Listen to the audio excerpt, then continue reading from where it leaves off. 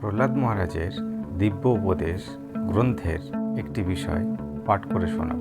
বিষয় হল কৃষ্ণ ভাবনামৃত দয়ার পূর্ণতা। প্রহ্লাদ মহারাজ নিজের সিদ্ধান্ত বলেছেন, হে বন্ধুগণ, যেহেতু ভগবান সর্বত্র বিদ্যমান এবং আমরা ভগবানের নিত্য অবিচ্ছেদ্য অংশ, তাই আমাদের প্রত্যেক জীবের প্রতি দয়াশীল হওয়া উচিত।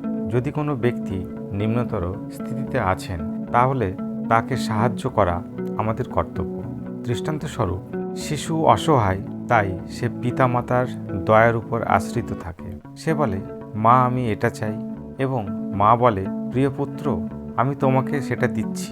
আমাদের প্রত্যেক জীবের প্রতি দয়ালু হওয়া উচিত এবং তাদের প্রতি দয়া প্রদর্শন করা উচিত। আমরা প্রত্যেক জীবের প্রতি কিভাবে দয়া প্রদর্শন করব?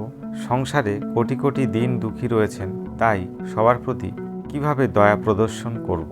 আমরা কি সংসারের মধ্যে থাকা প্রত্যেক অভাবগ্রস্ত মানুষকে বস্ত্র ও ভোজন দিতে পারি? না, এটা সম্ভব নয়। তাহলে প্রত্যেক জীবের প্রতি আমরা কিভাবে দয়া প্রদর্শন করব? তাদেরকে কৃষ্ণ ভাবনামৃত প্রদান করার মাধ্যমে। প্রহ্লাদ মহারাজ এই বিধিতে বাস্তবিকভাবে নিজের সহপাঠীদের প্রতি দয়া প্রদর্শন করেছেন। তারা সবাই কৃষ্ণ ভাবনামৃতবিহীন হয়ে মূর্খ হয়েছিল, তাই প্রহ্লাদ মহারাজ তাদেরকে কৃষ্ণ ভাবনামৃতে ভাবিত মার্গ দর্শন করাচ্ছেন। এটা হচ্ছে সর্বোচ্চ দয়া। যদি আপনি সমস্ত জীবের প্রতি দয়া প্রদর্শন করতে চান, তাহলে তাদেরকে প্রহ্লাদ মহারাজের মতো কৃষ্ণ ভাবনামৃতের প্রসাদ দিতেই হবে। অন্যথা জাগতিক দৃষ্টিকোণ থেকে দয়া প্রদর্শন করা আপনার শক্তির বাইরে।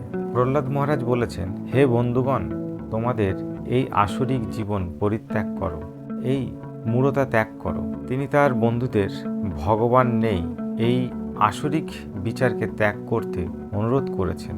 প্রহ্লাদ মহারাজের বন্ধুগণ যেহেতু অসুর পরিবারে জন্মগ্রহণ করেছিলেন এবং অসুর শিক্ষকদের থেকে শিক্ষাপ্রাপ্ত হয়েছিলেন, তাই তারা চিন্তা করছিল ঈশ্বর নেই। আমরা ভগবদ্গীতায় দেখতে পাই যে এই প্রকৃতির মানুষকে দুষ্ট বলা যায়, কারণ তারা সর্বদা দুষ্টতায় মজে থাকে। তারা শিক্ষিত হওয়া সত্ত্বেও প্রবঞ্চনা করতে চায়। আমার এ সম্বন্ধীয় অনেক ব্যবহারিক অনুভূতি রয়েছে। এই রকম মানুষেরা উচ্চ শিক্ষাপ্রাপ্ত হয় এবং অনেক যোগ্যতা যুক্ত হয়ে থাকে। তারা সুন্দর বেশভূষা ধারণ করে থাকে, কিন্তু ওদের মনোবৃত্তি নিম্ন বা নিচুতর।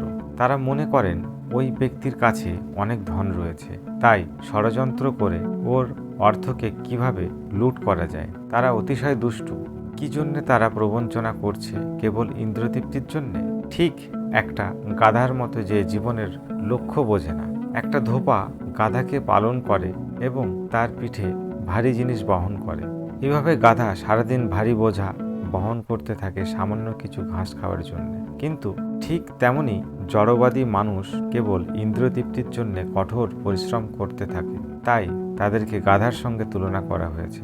তারা কিছু না কিছু দুষ্টতর যোজনা তৈরি করতে থাকে। তারা মানব জাতির মধ্যে সবচেয়ে নিচু স্তরের, কারণ তারা ঈশ্বরে বিশ্বাস করে না, কারণ তাদের জ্ঞান মায়ার দ্বারা অপহৃত হয়েছে। যেহেতু তারা ঈশ্বরের অস্তিত্বকে স্বীকার করে না, তাই মায়া তাদেরকে প্রবঞ্চিত করছে। ঠিক আছে, প্রকৃতপক্ষে ঈশ্বর নেই। কঠিন পরিশ্রম করো ও পাপ করো, যার মাধ্যমে নরক গমন করবে। প্রহ্লাদ মহারাজ নিজের দ্বৈত বালক বন্ধুদেরকে অনুরোধ করেছেন, ভগবান নেই, তারা যেন এই বিচার ত্যাগ করে। যদি আমরা এই নির্বোধ বিচারকে ত্যাগ করতে পারি, তাহলে আমাদের ইন্দ্রের অনুভূতির ঊর্ধ্বে অবস্থানকারী পরমেশ্বর ভগবান খুশি হবে এবং আমাদের প্রতি দয়া প্রদর্শন করবেন। প্রহ্লাদ মহারাজের দিব্য উপদেশ গ্রন্থটি সমাপ্ত হল।